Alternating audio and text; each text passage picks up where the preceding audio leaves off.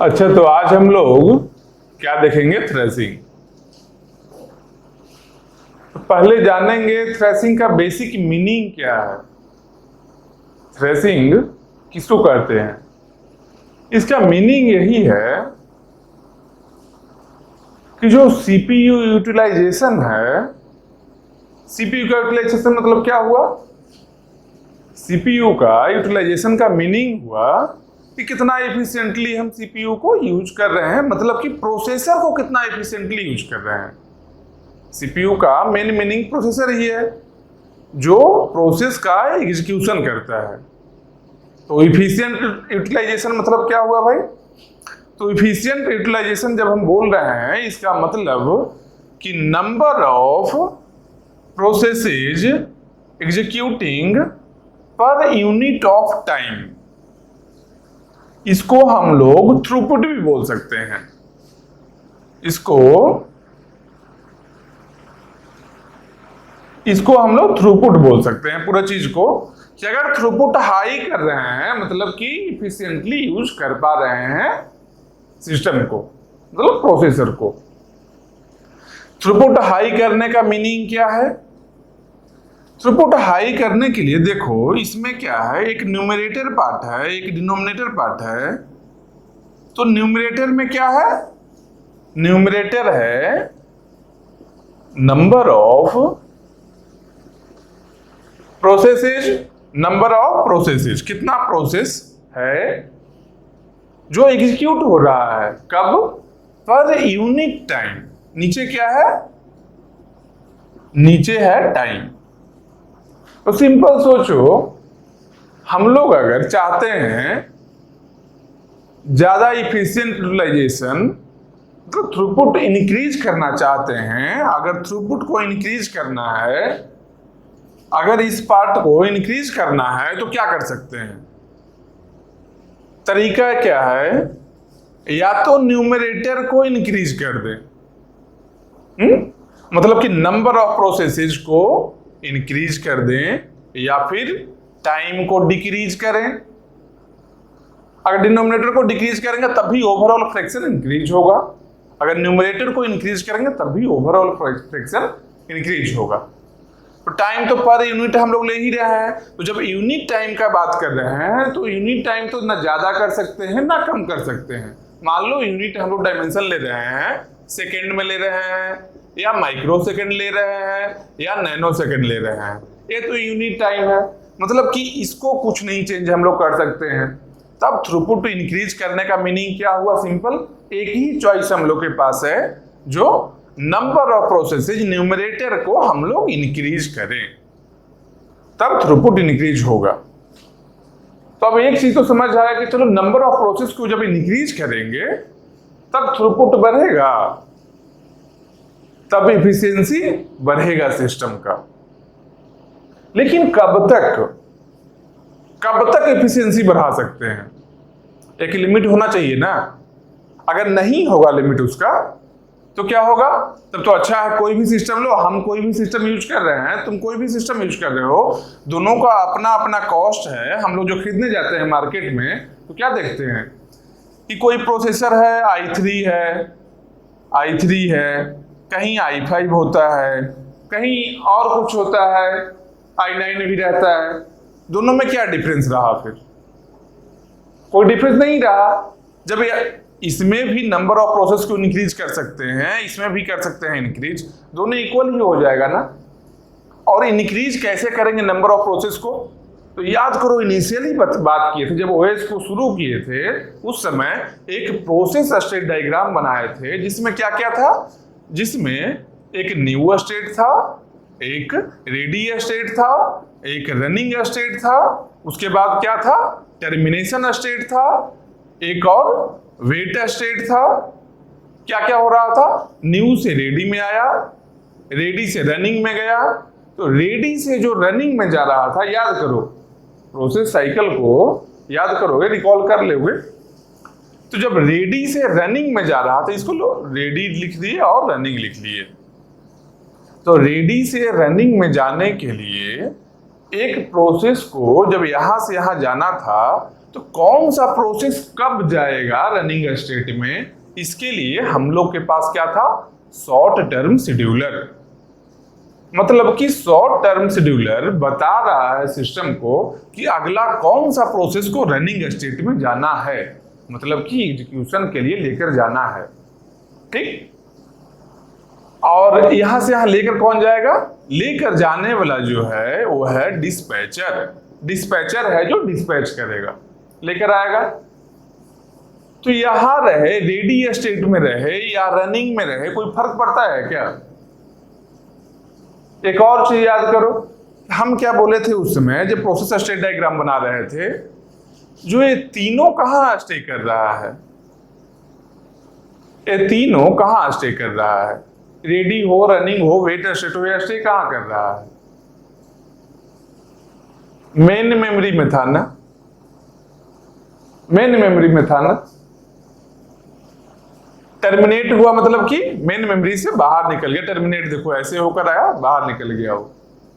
तो जैसे ही प्रोसेस का क्रिएशन हो रहा था, जब प्रोसेस का क्रिएशन हो रहा था न्यू स्टेट से रेडी में जब आ रहा था, तो यहां पर भी एक शेड्यूलर काम कर रहा था। वो कौन था? Long term scheduler.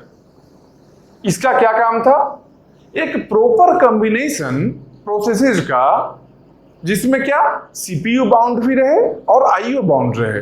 आईओ मतलब यही जो वेट स्टेट लिख रहे हैं, आईओ, जो आईओ बाउंड रहे, एक प्रॉपर कॉम्बिनेशन कि यहां भी रन भी कर रहा है और आईओ में भी काम कर रहा है प्रोसेस। मतलब क्यों? क्योंकि आईओ में तो मल्टीपल प्रोसेस काम कर सकता है ना, रनिंग तो एक टाइम में एक ही होगा।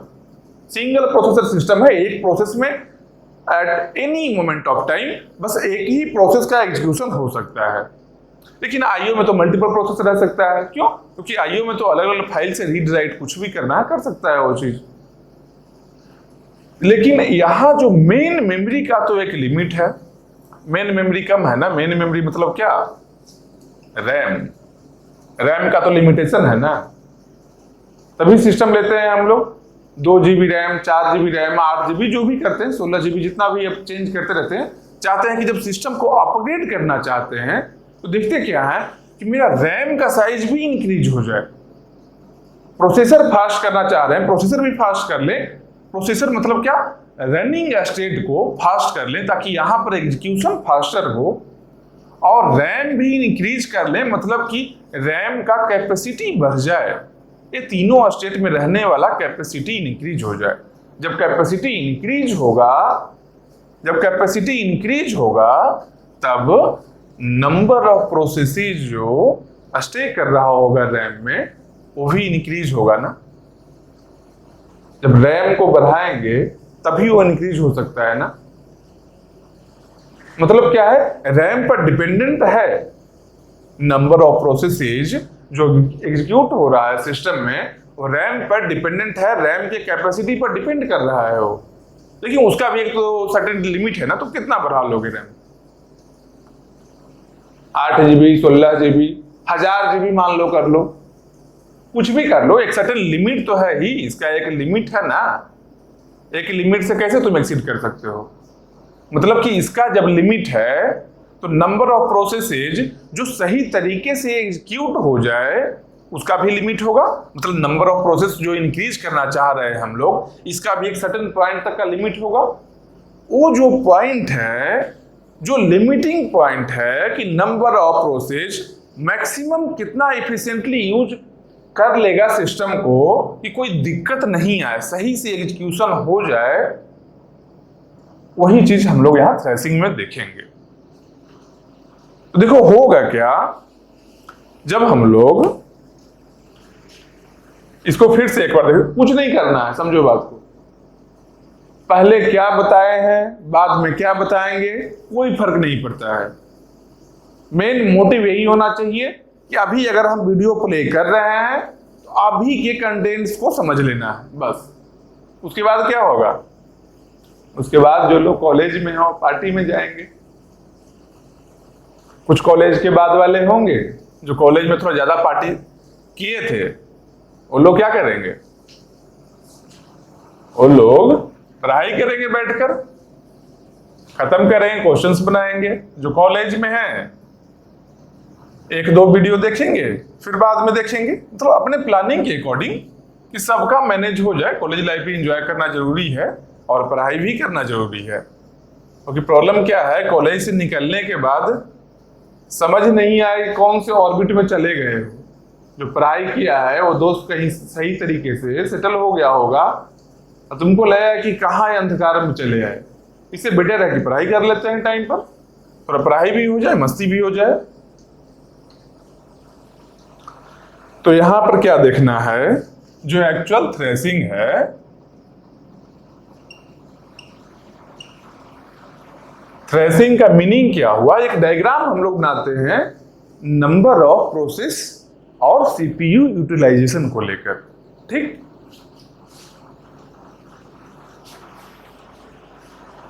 यहां क्या है, बेस में लगते हैं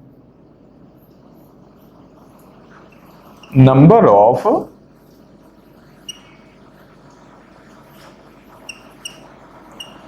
प्रोसेसेज और वाई एक्सिस में रखते हैं सीपीयू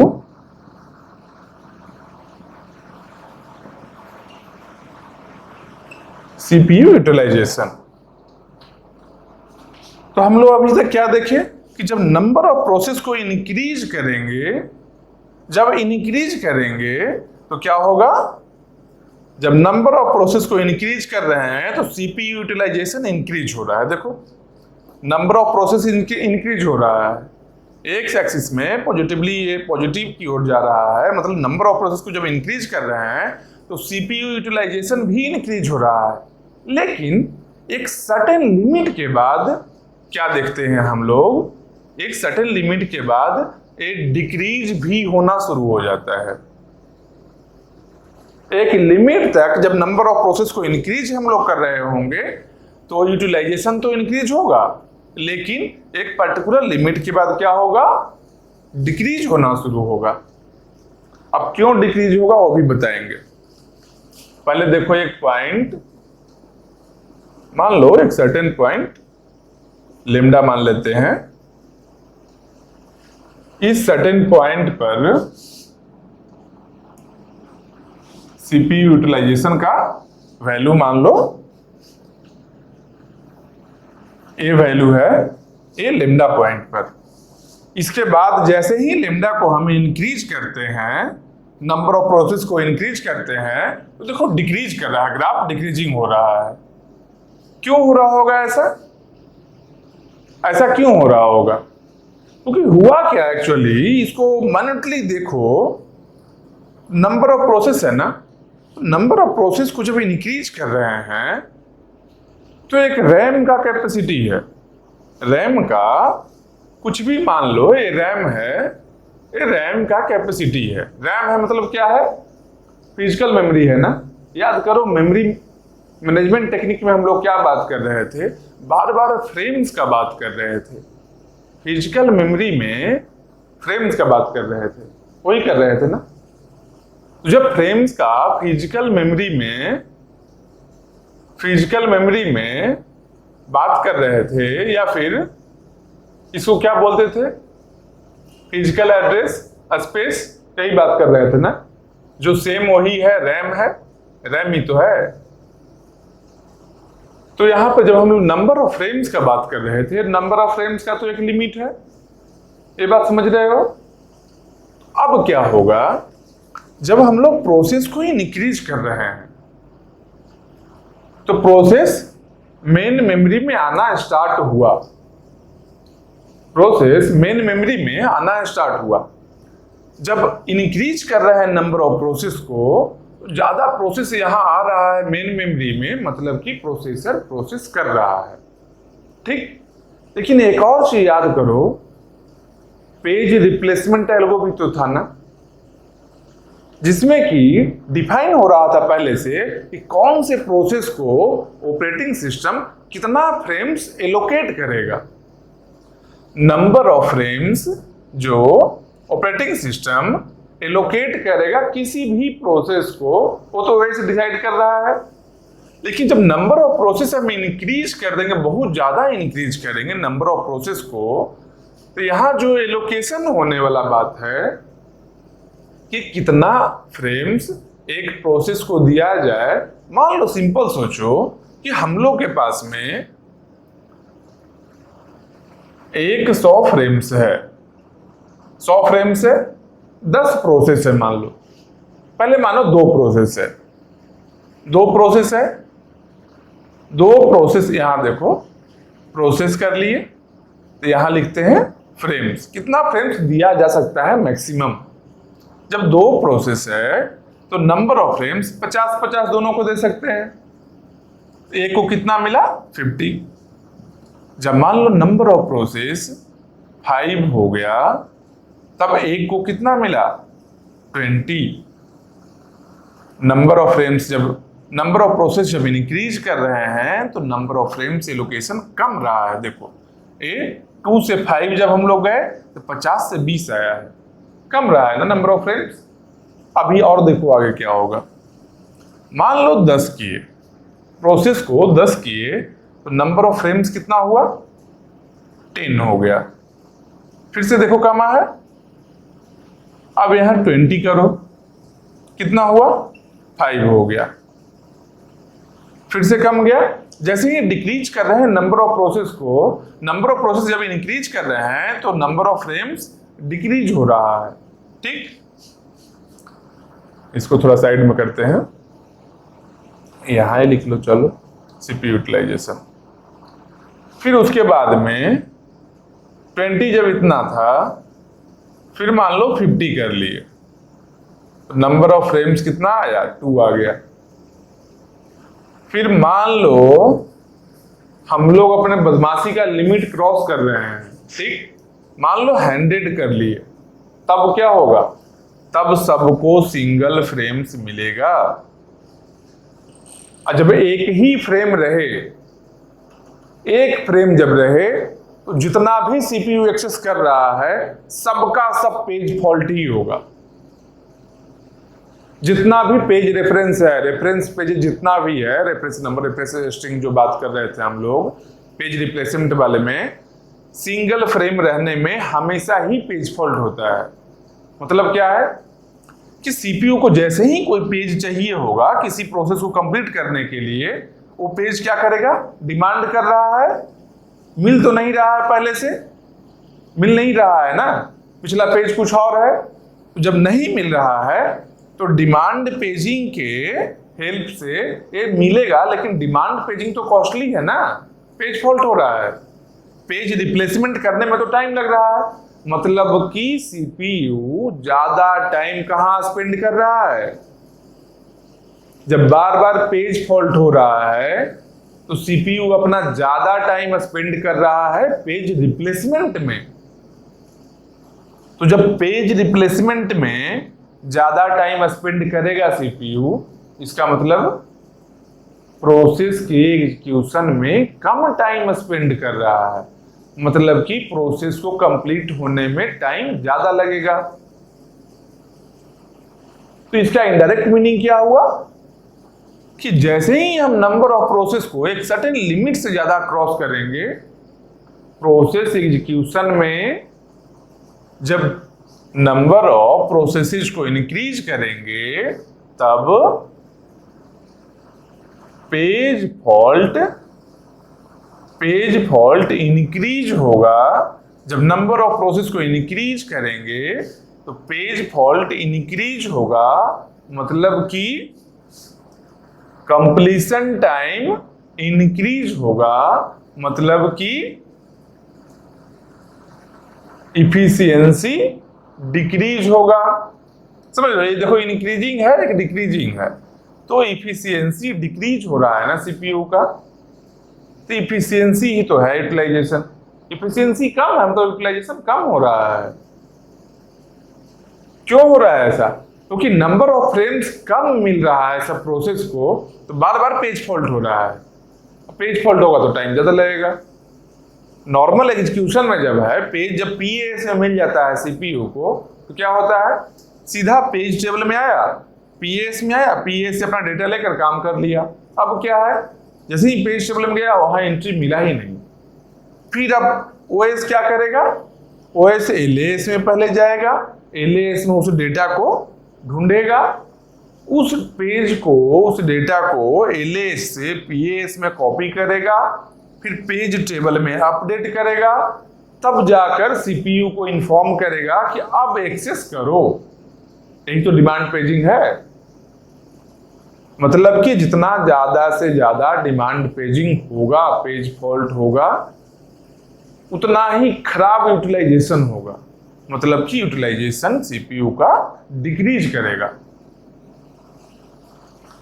तो यही चीज थ्रेसिंग है। थ्रेसिंग का मीनिंग यही है कि if we increase the number of processes then up to a certain limit CPU utilization increases, but after that limit CPU utilization decreases. After certain limit, if we increase the number of processes, then CPU utilization will decrease. यही threshing है और कुछ है ही नहीं। मतलब कि number of process जब एक लिमिट से, एक सर्टेन लिमिट से ज्यादा हम लोग इंक्रीज करेंगे तो नंबर ऑफ फ्रेम्स जो प्रोसेस को एलोकेट होना है, जो कम फ्रेम एलोकेट होगा और कम फ्रेम के चलते बार बार पेज फॉल्ट होगा। और पेज फॉल्ट में क्या है, डिमांड पेजिंग के जरिए पेज फॉल्ट सही होता है। तो पेज फॉल्ट में ज्यादा टाइम स्पेंड हो रहा है, मतलब क्या, थ्रूपुट कम गया। अब दिन भर रिप्लेसमेंट ही कर रहा है सीपीयू। समझ रहे हो? अगर ऐसा मान लो दे दे जो 25% सीपीयू का टाइम है, जो सीपीयू का 25% टाइम है जो प्रोसेस एग्जीक्यूशन में लग रहा है, और 75% टाइम है जो पेज रिप्लेसमेंट में लग रहा है। पेज रिप्लेसमेंट में लग रहा है, इसका मतलब क्या है? इसका मतलब कि सिस्टम अंडर थ्रेसिंग है। क्योंकि ज्यादा टाइम क्या चाहिए था, प्रोसेस एग्जीक्यूशन में ज्यादा टाइम लगना चाहिए था और पेज रिप्लेसमेंट में कम टाइम लगना चाहिए था। लेकिन ओवरऑल सीपीयू ज्यादा बिजी है पेज रिप्लेसमेंट में ही, जबकि हम लोग का पर्पस पेज रिप्लेसमेंट करना नहीं है। हम लोग का पर्पस क्या है, प्रोसेस एग्जीक्यूशन। थ्रूपुट में पेज रिप्लेसमेंट का बात कहीं है क्या? कहीं नहीं है। थ्रूपुट का सिंपल मीनिंग क्या डेफिनेशन होता है, number of process completed divided by unit time. Per unit time जितना नंबर ऑफ प्रोसेस कंप्लीट हो रहा है। नंबर ऑफ प्रोसेस कंप्लीट कैसे होगा, जब प्रोसेस का एग्जीक्यूशन होगा। अब एग्जीक्यूशन के लिए क्या है, पेज रिप्लेसमेंट बार बार करना पड़ रहा है, मतलब कि स्लो हो गया एग्जीक्यूशन। जब एग्जीक्यूशन ही स्लो डाउन है तो इफिशियंसी अपने आप कमेगा, मतलब क्या है, सीपीयू यूटिलाइजेशन भी डिक्रीज करेगा। बस यही चीज है थ्रेसिंग। अब इसमें कुछ चीज देख सकते हैं क्या, जो थ्रेसिंग को क्या क्या चीज इफेक्ट करता है। मतलब कि थ्रेसिंग को सही करने के लिए क्या क्या चीज है, कैसे सही कर सकते हैं, भी देख लेते हैं। तो कैसे सही कर सकते हैं भाई, तो थ्रेसिंग होने के लिए हम लोग क्या बोल रहे हैं, नंबर ऑफ प्रोसेस इंक्रीज होगा एक सर्टेन लिमिट के बाद तो सीपीयू यूटिलाइजेशन घटेगा। तो ऐसा तो कर सकते हैं ना कि जब ए लिमिट रीच हो जाए, जब ए लिमिट आ जाए, ए लिमिट आ जाए यहाँ पर, जब ए लिमिट यहाँ पर आ जाए तो क्या करेंगे, लॉन्ग टर्म शेड्यूलर को हम लोग बता देंगे कि अगर ए लिमिट क्रॉस तुमको नहीं करना है, अगर ए लिमिट तुम रीच कर चुके हो, इसके बाद प्रोसेस को नहीं लाना है सीपीयू में। मतलब क्या बोल सकते हैं, once number of processes reaches a certain limit, then we can instruct long-term scheduler that no new processes should be arrived. नया प्रोसेस को नहीं लेकर आना है, don't bring new processes after a certain limit. एक लिमिट के बाद नया प्रोसेस को नहीं लाना, क्योंकि लाने वाला कौन है, लॉन्ग टर्म शेड्यूलर भी है लाने वाला। और एक और चीज क्या है, मतलब कि लॉन्ग टर्म शेड्यूलर का रोल है क्या, थ्रेसिंग में सिस्टम को ले जाना। अगर ये नहीं सही काम किया तो सिस्टम अंडर थ्रेसिंग हो जा सकता है।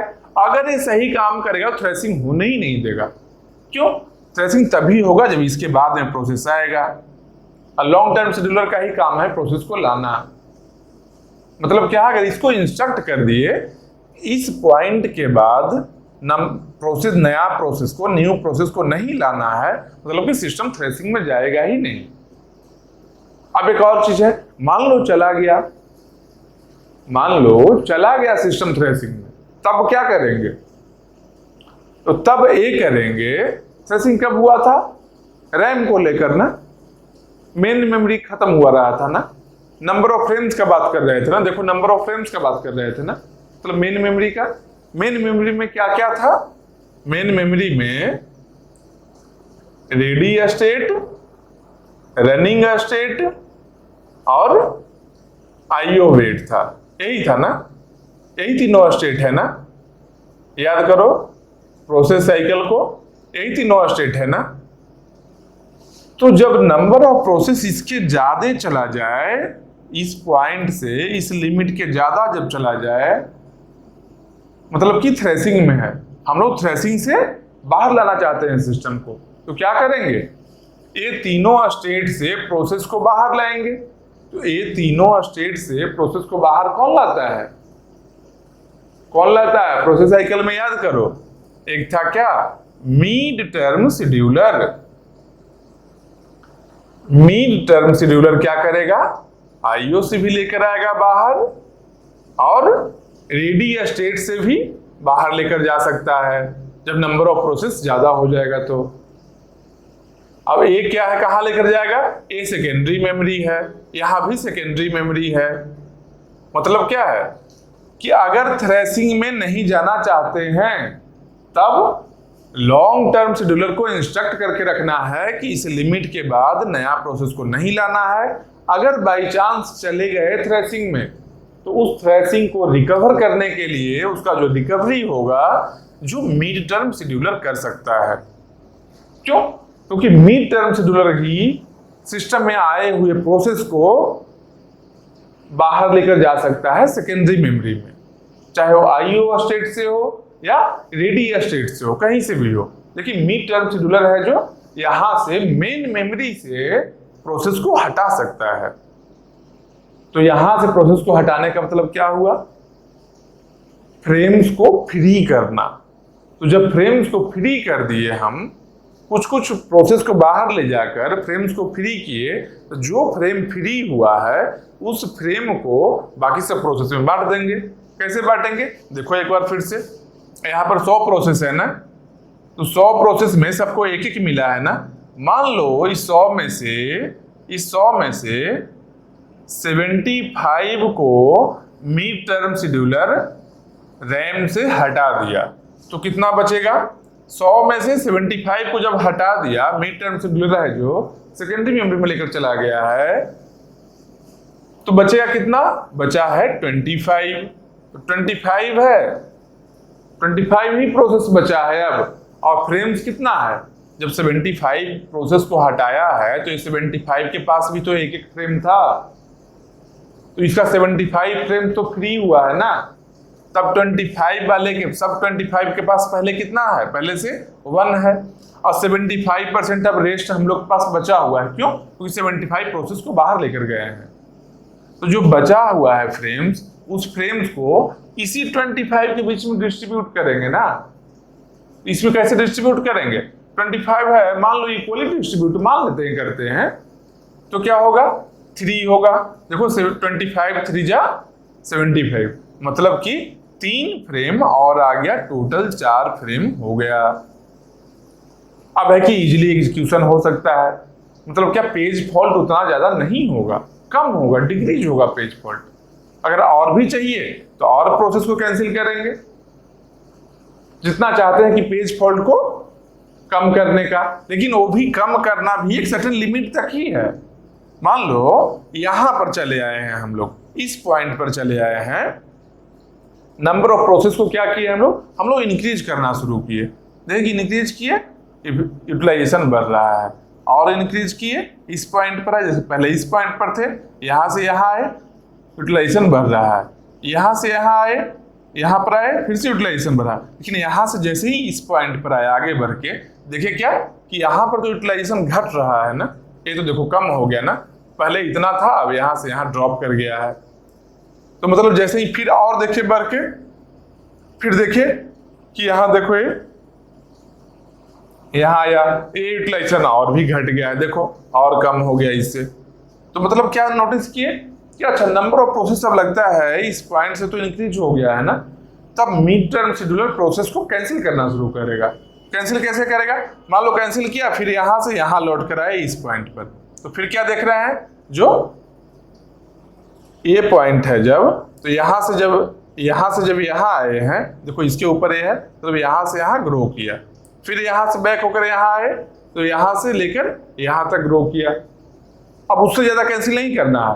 अगर इससे ज्यादा भी एमटीएस को, मान लो मिड टर्म शेड्यूलर को अगर ज्यादा प्रोसेस कैंसिल करवा देते हैं, ज्यादा प्रोसेस सेकेंडरी मेमोरी में लेकर चले जाते हैं रैम से, तब भी यूटिलाइजेशन घट सकता है, क्योंकि इस एक्चुअली ये जो पॉइंट है इस पॉइंट के नियर अबाउट ही रहना है, बस समझ रहे हो, पूरे डायग्राम को सही से समझ जाओ।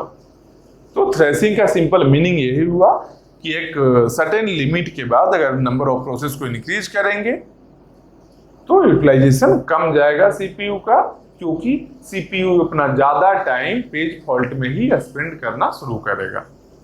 तब इसमें कुछ और चीज देख सकते हैं क्या, तो क्या क्या देख सकते हैं, जो कैसे कैसे इफेक्ट होगा, और किसी का इफेक्ट होता है क्या थ्रेसिंग पर, और किसी का इफेक्ट होगा क्या, क्या देखेंगे भाई, हम लोग देखेंगे क्या, अच्छा रैम का साइज इंक्रीज करने से कुछ फर्क पड़ रहा है क्या, तो सोचो रैम का साइज इंक्रीज करने का मतलब क्या हुआ, नंबर ऑफ फ्रेम्स सिस्टम में इंक्रीज हुआ। तो जब नंबर ऑफ फ्रेम्स सिस्टम में इंक्रीज होगा, जब नंबर ऑफ फ्रेम्स सिस्टम में इंक्रीज होगा तो फ्रेम कहाँ जाएगा, अरे फ्रेम एट लास्ट में तो कोई ना कोई प्रोसेस को एलोकेट करेगा ना, फ्रेम्स का क्या करना है, एलोकेट तो करना ही है किसी प्रोसेस को।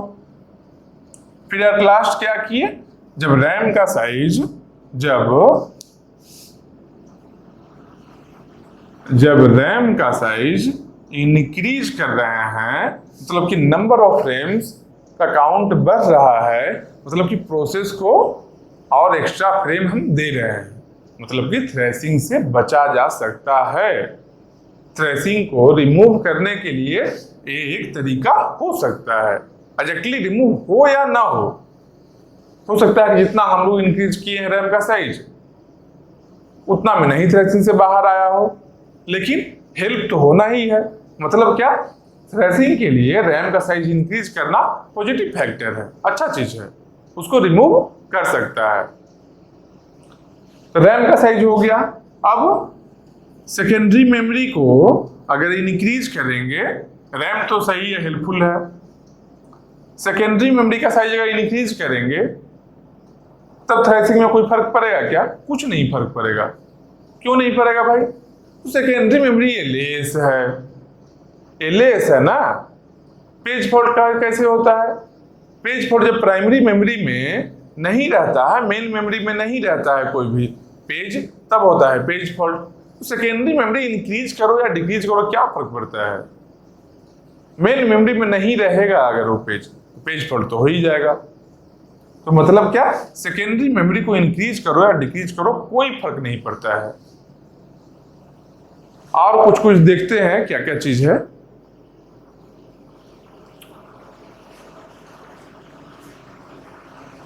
अच्छा, डिग्री ऑफ मल्टी प्रोग्रामिंग में डिग्री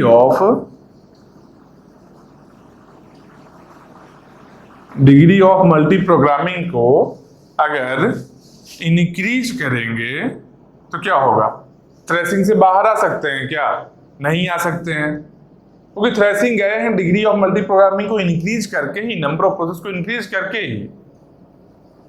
तो और इंक्रीज करेंगे तो और गलत है। हाँ, डिग्री ऑफ मल्टी प्रोग्रामिंग को ही अगर हम लोग डिक्रीज करते हैं तब ये हेल्पफुल है, तब ये हेल्पफुल है, क्योंकि नंबर ऑफ प्रोसेस कम करेंगे तो थ्रेसिंग से बाहर आने का अपॉर्चुनिटी है सिस्टम के पास। एक और चीज देखें क्या, अगर सीपीयू फास्ट करेंगे सीपीयू को, सीपीयू स्पीड को अगर बढ़ाएंगे हम लोग, स्पीड को अगर बढ़ाएंगे तब हम लोग को हेल्प मिल सकता है क्या? नहीं मिल सकता है। क्यों नहीं मिल सकता है? क्योंकि सीपीयू को फास्ट करे या स्लो करे, उसका अपना एक लिमिट है ना, उसका अपना एक थ्रूपुट है। उस थ्रूपुट को जैसे ही हम बढ़ाएंगे नंबर ऑफ प्रोसेस, उसका उस सिस्टम का तो थ्रूपुट डिक्रीज हुआ है ना, किसी और सिस्टम से कंपेयर नहीं करना है। किसी और सिस्टम से कंपेयर करेंगे तो हो सकता है कि कोई स्लो सिस्टम है जिसका कि सीपीयू स्लो है, उससे उतना ही नंबर ऑफ प्रोसेस में ज्यादा थ्रूपुट मिल रहा हो अच्छे वाले सिस्टम से, लेकिन हमको तो देखना है उसी सिस्टम में, दो सिस्टम में कंपेयर नहीं कर रहे हैं हम थ्रेसिंग में कभी ऐसा बताए कि दो सिस्टम में कंपेयर करना है? नहीं, सेम सिस्टम में ही कंपेयर करना है, दो सिस्टम में कंपेयर नहीं करना है। इसलिए सीपीयू के स्पीड को ज्यादा करो या कम करो, कोई ज्यादा डिफरेंस नहीं आ रहा है। डिस्क का हो गया। अब पेज साइज इंक्रीज और डिक्रीज में देखते हैं क्या है नहीं है। अगर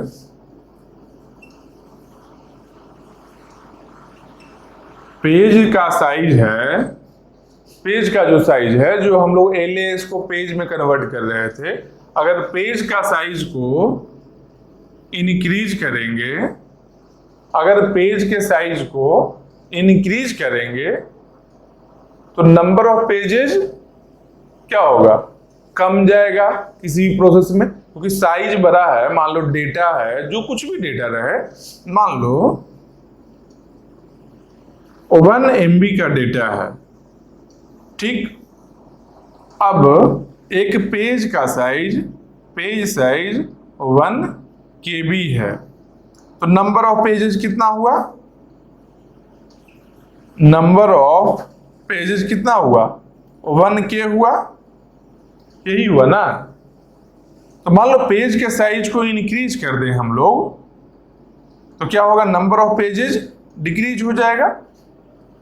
नंबर ऑफ पेज है जो डिक्रीज होगा, लेकिन नंबर ऑफ फ्रेम्स भी तो डिक्रीज हो रहा है, क्योंकि पेज का साइज बराबर फ्रेम का साइज है। नंबर ऑफ फ्रेम्स भी डिक्रीज होगा। क्यों? क्योंकि पेज का साइज जब हम इंक्रीज कर रहे हैं, पेज के साइज को, तो फ्रेम के साइज को भी इंक्रीज किए, और रैम का साइज तो फिक्स है। यहां पर क्या है? रैम का साइज तो फिक्स है। अगर हम लोग फ्रेम के साइज को बढ़ा रहे हैं तो नंबर ऑफ फ्रेम्स अवेलेबल भी तो कम रहा है। मतलब क्या? पेज के साइज इंक्रीज करने में कोई ज्यादा फर्क नहीं पड़ेगा।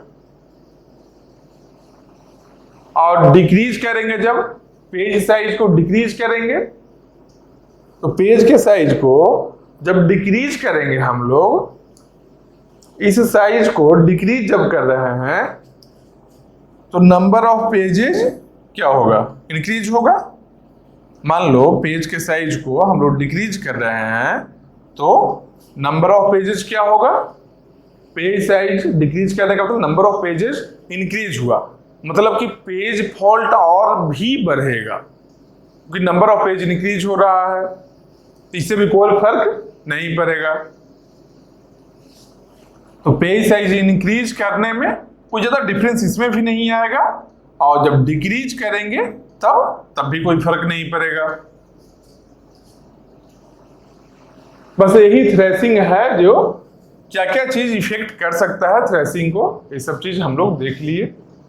बस यही है, इसके अलावा और कुछ नहीं है थ्रेसिंग में।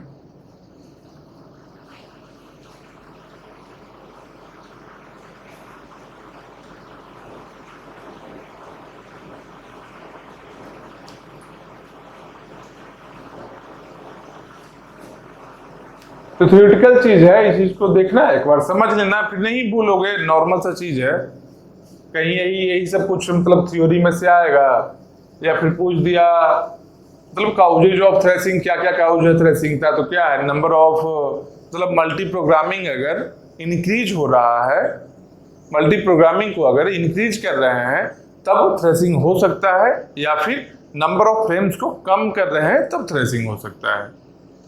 दो तरीका है, क्योंकि नंबर ऑफ पेज को मतलब नंबर ऑफ फ्रेम्स को कम कर रहे हैं, रैम को कम कर रहे हैं हम लोग, तो नंबर ऑफ फ्रेम्स जैसे इंक्रीज होगा तो प्रोसेस को फ्रेम्स कम मिलेगा। जब प्रोसेस को कम फ्रेम्स मिलेगा मतलब कि थ्रेसिंग हो सकता है, पॉसिबिलिटी ज़्यादा टाइम पेज फॉल्ट में ही जाए, और या फिर नंबर ऑफ प्रोसेस को इंक्रीज कर दो। नंबर ऑफ प्रोसेस को इंक्रीज करना मतलब क्या, degree of multi programming increase होना और नंबर ऑफ फ्रेम्स को डिक्रीज करना, यही दोनों चीज है जो थ्रेसिंग का काउजेज है। यही दोनों फैक्टर के चलते थ्रेसिंग हो रहा है सिस्टम में। अब इसको रिमूव करने का तरीका क्या क्या था? इसको रिमूव करने का तरीका था, एक था क्या, जो एलटीएस को इंस्ट्रक्ट करना कि एक सर्टेन लिमिट के बाद में नया प्रोसेस को नहीं लाए, और उसके बाद अगर थ्रेसिंग में जा चुका है सिस्टम तब मिड टर्म शेड्यूलर एमटीएस को इंस्ट्रक्ट करना कि प्रोसेस को मेन मेमोरी से हटाए, सस्पेंड करे। क्योंकि जैसे ही सस्पेंड करेगा एमटीएस, इसका मतलब है कि मेन मेमोरी से सेकेंडरी मेमोरी में लेकर जा रहा है। तो बस यही चीज है, एलटीएस और एमटीएस का काम है थ्रेसिंग से बाहर लेकर आना, और काउजेज मल्टी प्रोग्रामिंग है और नंबर ऑफ फ्रेम्स है, बस यही थ्रेसिंग है। तो थ्योरी था, छोटा सा टॉपिक है, इसको अच्छे से समझ लो।